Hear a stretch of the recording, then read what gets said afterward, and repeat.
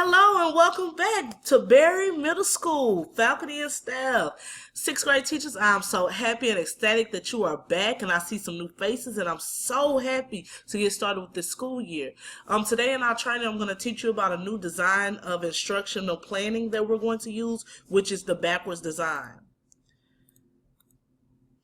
So we always start all of our trainings, our meetings, and everything off with the campus vision. Berry Middle School will prepare every student to be a contributing member of society and direct students to achieve academic skills while at the same time facilitate their learning and their social and emotional development with a goal of becoming lifelong learners. So the instructional design tool that we are giving you all today will help you implement our vision. Okay, so our vision is what we stand by, what we're going to implement daily. So let's get into what design tool we're going to use this year. So we're going to use backwards design. Does anybody know what that means? Okay, Ms. Davis, you are correct. We're going to start with the end in mind. Designers, which are the teachers, you, begin to think about assessment before deciding what and how they will teach. Rather than you just creating an assessment near the conclusion of a study, you will start before you even start the study. So we'll break down the TEAC, find an understanding of what it is that we want our students to understand, know, and apply. And then we'll create our assessment based upon that before the students even get a chance to see what it is that they're going to apply. So let's go more in detail about that. So the TEAC that we're going to focus on is, of course, a math TEAC, because I have all sixth grade math teachers here in front of me. And I'm so happy once again to see everybody. Oh, just real quick, in case I didn't introduce myself, y'all should know me. I am Principal Mayberry. I'm going to be also the Dean of Instruction, making sure that our instructional plan is implemented daily. All right, so let's continue. The TEAC focus is 6.3D. Our students are expected to add, subtract, multiply, and divide integers fluently. So there's a couple of verbs that's inside of there. Well, actually, there's a lot of verbs. Can somebody tell me one verb? Yes, Mrs. Brown. Add, that is correct. Can anybody tell me another one? Mr. Davis? Subtract, that is correct as well. Anybody else have another one? Good job, Mrs. Mitchell. Multiply. Yes, Mrs. Kane. Divide, you are correct. And one of the main verbs that I want you all to take away from this is what? What word hadn't we talked about? Fluently, yes, fluently, meaning that they're going to do it with perfection, fluently, okay? So we want to make sure that we understand that it's not one mistake, not two mistakes. We want to make sure fluently, no matter if we give them a word problem, no matter if we give them a visual problem, no matter if we give them a real-world situation or a non-real-world situation, we want to make sure our students are doing this TEAC fluently. That is the expectation. All right, so step one. Step one is going to be identifying the final results. So we want to identify what we want our students to take away. So what are the takeaways from this TEAC? Okay, what are the takeaways from what we want the students to do? Okay, the main takeaway would be to what? Add, subtract, multiply, and divide integers. Regardless if it's fluently, that is our main expectation of we want our students to have, but the takeaway at least is to make sure that they know how to add, subtract, multiply, and divide. Now the fluently is our expectation that we want them to apply, but don't forget we do have sub-pops that might have a little bit of a hard time with that. So we're going to try to strive for that, but that is the takeaway. Another question we have to ask ourselves in step one, what do we want our students to know, understand, and apply? So what do we want them to know? How to add, subtract, multiply, and divide integers fluently. What do we want them to understand? The process that it takes. So if I give that student a word problem, I want them to understand how to identify those buzzwords, those words that they're going to take out of that problem and actually see that, oh, Miss Mayberry, that tells me I'm going to add. Or, oh, Mr. Jones, that tells me that I'm going to what? Subtract. Those are the takeaways and what we want our students to understand. And how we want them to apply it. How do we want them to apply it? We want them to apply it in real world situations. If Sally Shoeless goes to the mall and spends $10 on a shirt, $5.75 on a banana, yogurt, smoothie, or and she has to pay $5 in parking. How much money did Sally Schuler spend altogether? That is a real world problem that allows our students to understand that when they see the word altogether, what does that tell you that you're doing? Adding. And what are those numbers called?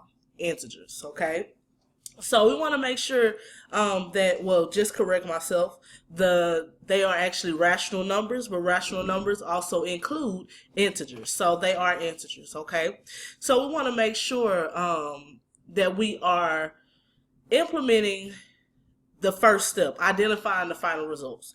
So what are the content standards? The standard that we're going to be going over is TIC 6.3D. That is the content standards. And what are the expectations? We should expect all our students to be able to add, subtract, multiply, and divide integers fluently, given any type of real world or non-real world situation. Okay?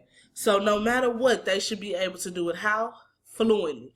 And once again, we do have those subpopulations of students who might not understand it, but given their IEPs, their 504 accommodations, and LEP accommodations, we should be able to satisfy all our students' needs.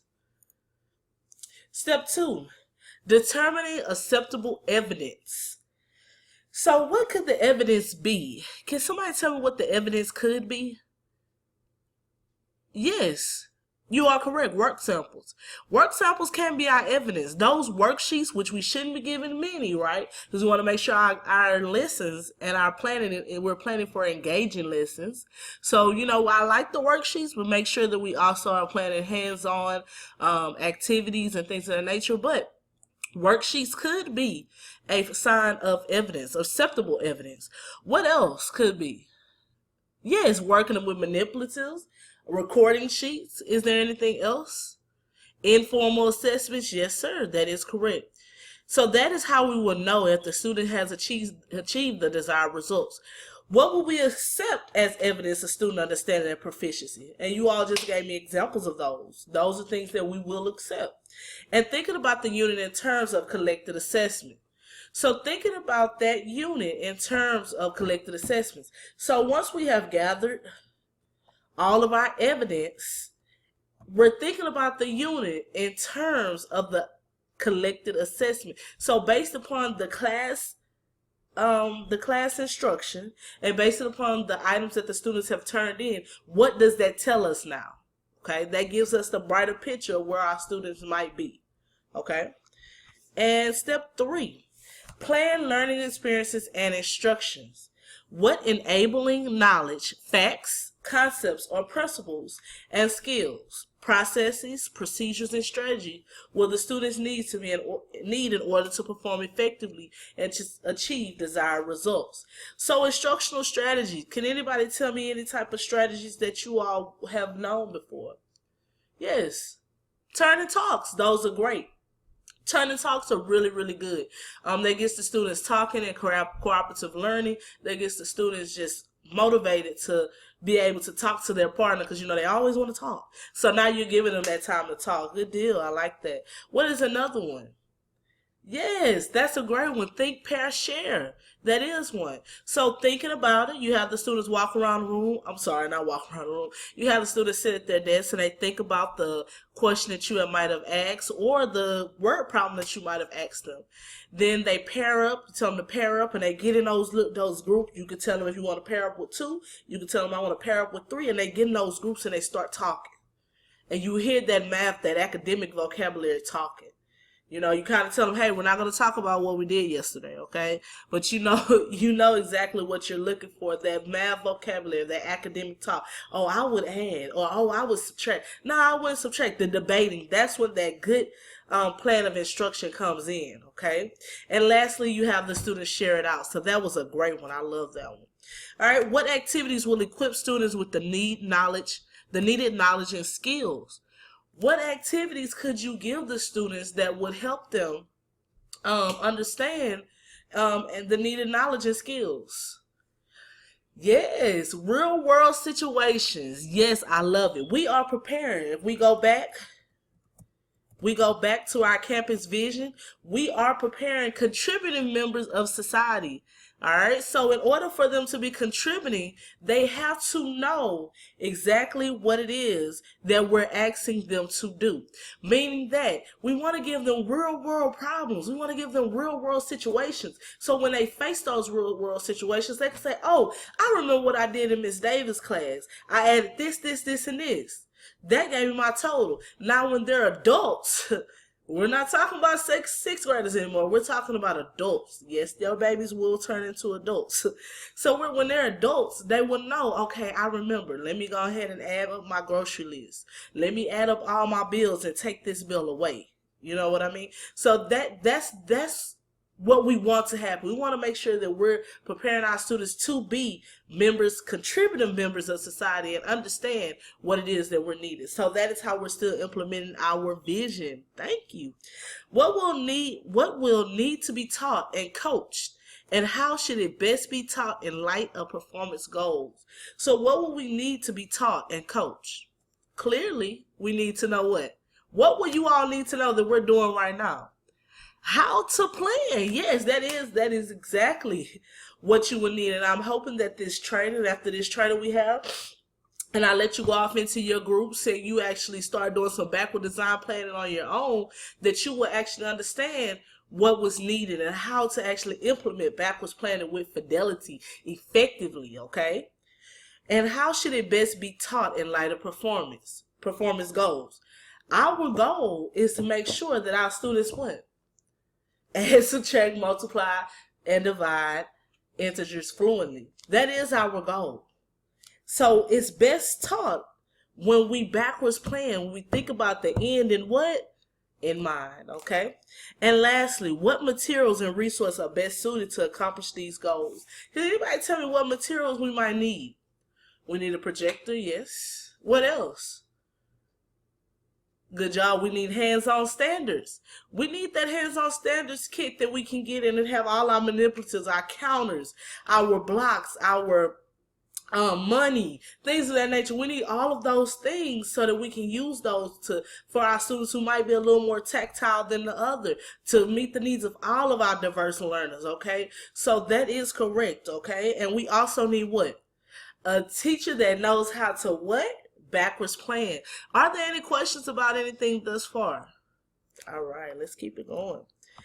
And we always want to make sure we always remember, when backward design planning calls for us to make our goals or standards specific and concrete in terms of assessment, evidence, as we begin to plan a unit of course. So before you even begin to start planning for a unit, we have to make sure that our goals, we have a goal in mind, that is our expectation for our students, and our standards are specific and concrete, meaning that we're going straight to the point. You all know when we went at the beginning of our presentation, we looked at 6.3D, and we sat together right here and we pulled out the what? Can somebody tell me what we did? Yes, Mrs. Jones, you are correct. We pulled out the verbs. So pull out those verbs. Create you a tick tree. Break those ticks down so that you know the specific and concrete goals of each of our standards. So I'm going to be here. You all have an assignment to do, and it is to start backwards planning for our school year. We at least need to get the first 6 weeks backwards planned, and I want to make sure that I'm here with you every step of the way. If I'm not available, Principal Johnson will be able to actively monitor and help you with anything that you need. And if there's anything that I can help you with, you already know where to reach me. My door is always open, all right? So I hope everybody has a clear understanding so far, and you all can get busy on your task, and I'll be here to answer any questions that you see fit. All righty. And remember, you got it.